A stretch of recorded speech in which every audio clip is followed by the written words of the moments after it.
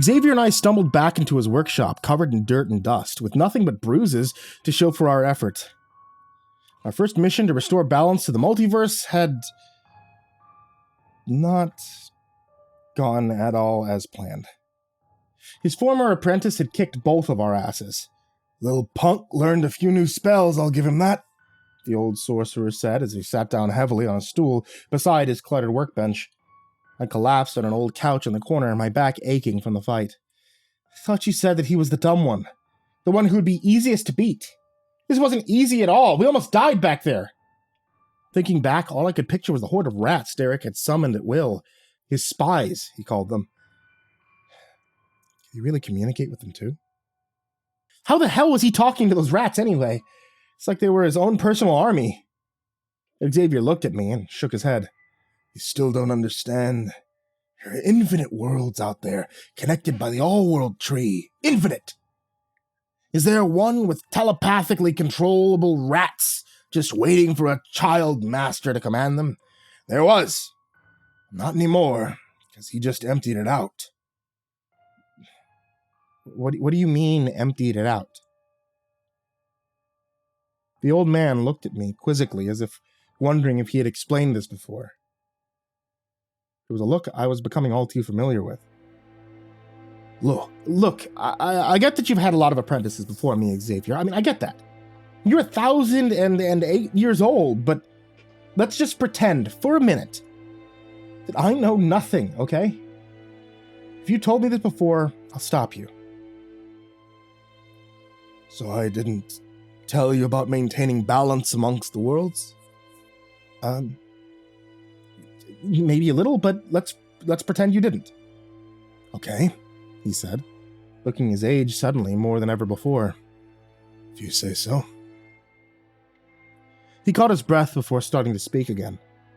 I could tell I was in for one of his "don't collapse the multiverse" speeches. Here's the thing. If you take too much from another world, it'll create a void there. You go to school, right? Sure. When I'm not forced to skip class to bring you your morning coffee. Exactly. So you maybe learn in your science classes that the universe is made up partly of dark matter and dark energy, right? But nobody has really seen these things to understand them. I nodded.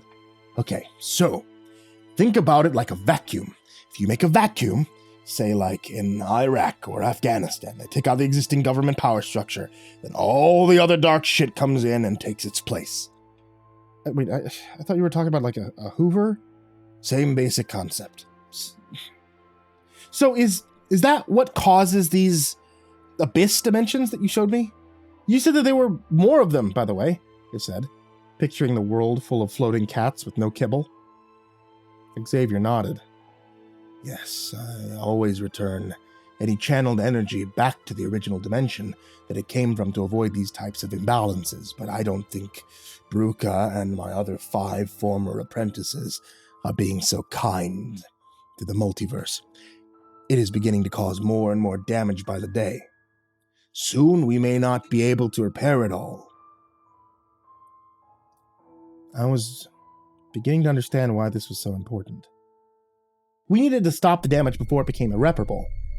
There were whole worlds dying by the minute while I learned how to do my job stopping these 6 evil kids. Have you ever tried talking to them? I asked. Explaining the situation to see if they'll stop? Many, many times. They were my apprentices, after all. I took the same care and diligent training as I am with you. They're well aware of what they're doing. Okay, so... Well, let's give it another shot. Can we locate Derek again and try to defeat him? The old sorcerer didn't look up. He just shuffled papers on his workbench and harumphed. Hey, Xavier! Come on, I'm sorry. I didn't get him on the first try. I'll beat him next time. It was hard with you standing over my shoulder, watching me like that. I got distracted. Maybe if I had my own wand and a bit of freedom, I could actually do a bit of a better job next time. That did it. He stood up, his face red. If not for me, you'd be dead right now, boy. Remember that huge pillar of rock and earth that he summoned up and threw at your head? You think about that at all? I saved your life back there. I guess you're right. I hung my head in shame and apologized. It's half my fault, he conceded. I trained for years before my first mission. I gave you, what, a couple of months? More like weeks. His face softened slightly, and he looked as if something important was dawning on him. My master taught me using a very interesting method. It's been so long I actually forgot about it. What method is that? Come on. I'll show you. And with that, he tapped his staff twice upon the floor and opened a portal to another dimension. We stepped inside, and I was blinded by white light brighter than the sun.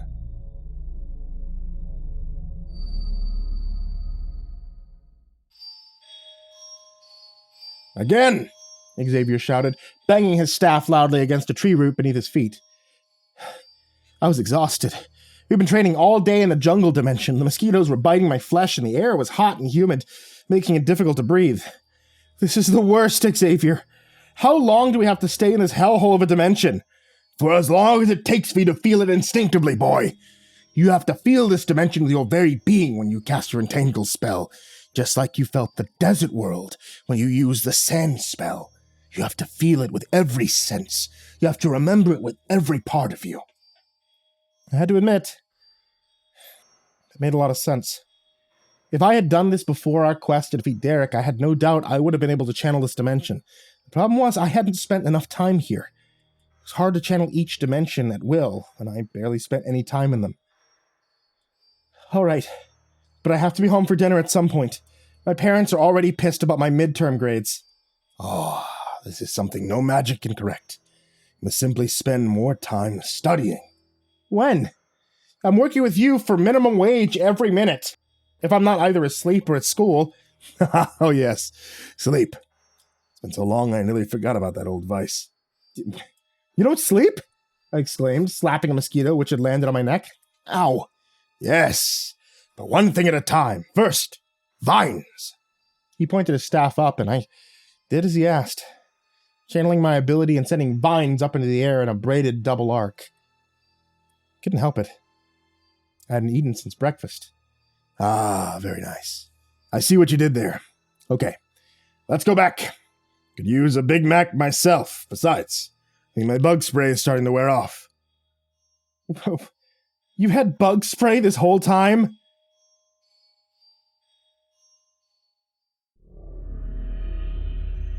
After spending the whole day in the jungle dimension, I limped home sore, bug-bitten, and exhausted. Becoming a sorcerer was way more difficult than I had originally hoped that it was going to be. Wizards and magic users in movies and on television always seemed so wise and capable.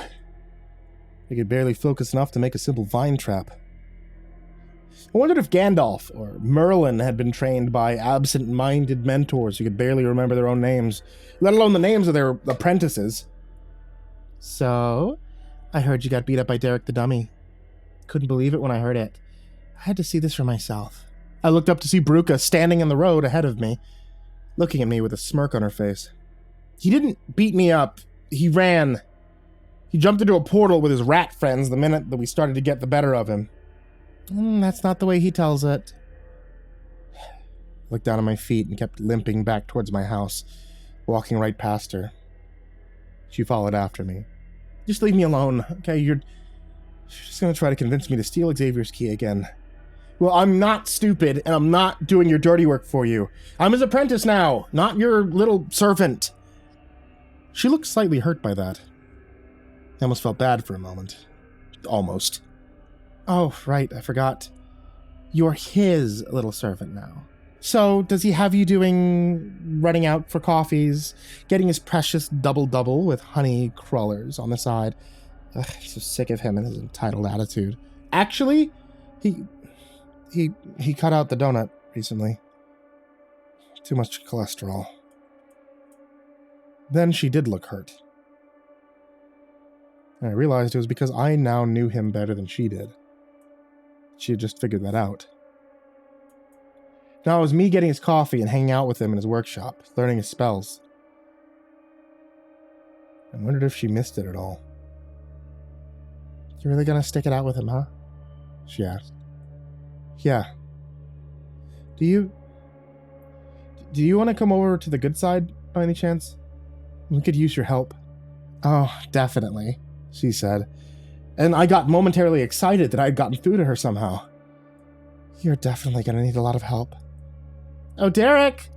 Suddenly the roadways began to flood with 1,000 small, furry rodent bodies, coming from everywhere, all at once. They emerged from the sewers, from the alleys, from beneath cars and houses, and they surrounded me. Then suddenly the rodents were beneath me, carrying me away. I tried to blast a few of them with lightning bolts, but had no success summoning up any vines to assist me.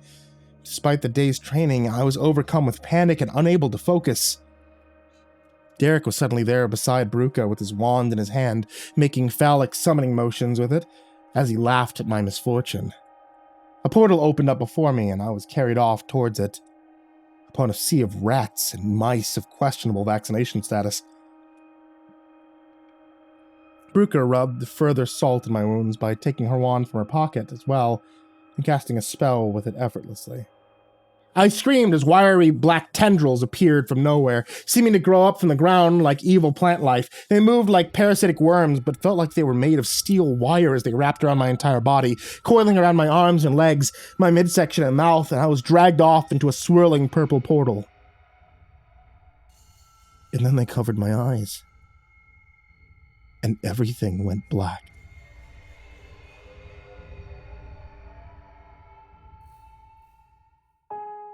Hey there kids, it's me, MrCreepyPasta. I want to tell you thank you so much for watching today's video on YouTube or listening to today's episode of the podcast on the podcast. Tonight, I'm going to let you know about a couple of authors that I really love their work of, and I think all of you have too. Usually in my live streams, you guys will tell me some of your favorite stories, but these ones constantly show up, and I feel like a lot of you don't know that there's actual novels that continue on from the stories that you just hear on YouTube. And in some cases, I even do the audiobooks for them that you can find on Audible. 3 of which I want to let you know about right now. The Neverglades, Volume 1, Volume 2, and Volume 3 are available right now on Amazon, both on Kindle and on paperback. And My Tiny Town Just Got Put on Lockdown is available on Amazon as one major novel that contains both Season 1 and Season 2, which is not done on the channel yet, as well as a brand new one called The Study, an Effluvium Hayes novel, which continues the story of My Tiny Town Just Got Put on Lockdown. And of course, I think one of everybody's favorite series is on here, Tales from the Gas Station, currently has a 4th volume that has just come out. I did the audiobooks for Volume 1 through 3.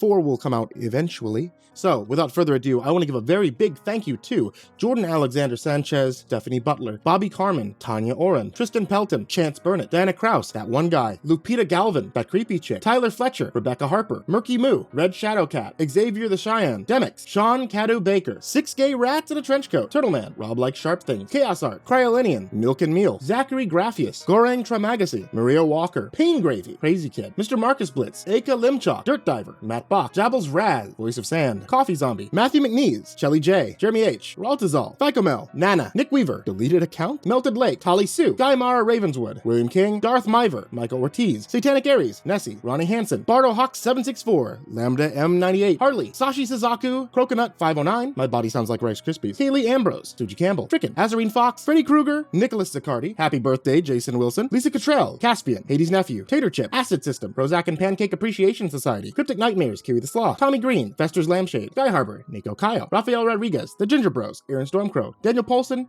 and Corey Kenshin. As always, thank you guys so very, very much. Thank all of you who are in the description down below, and honestly, thank all of you that can give anything, even when it comes down to just $1. I appreciate you guys very, very much. Sweet dreams.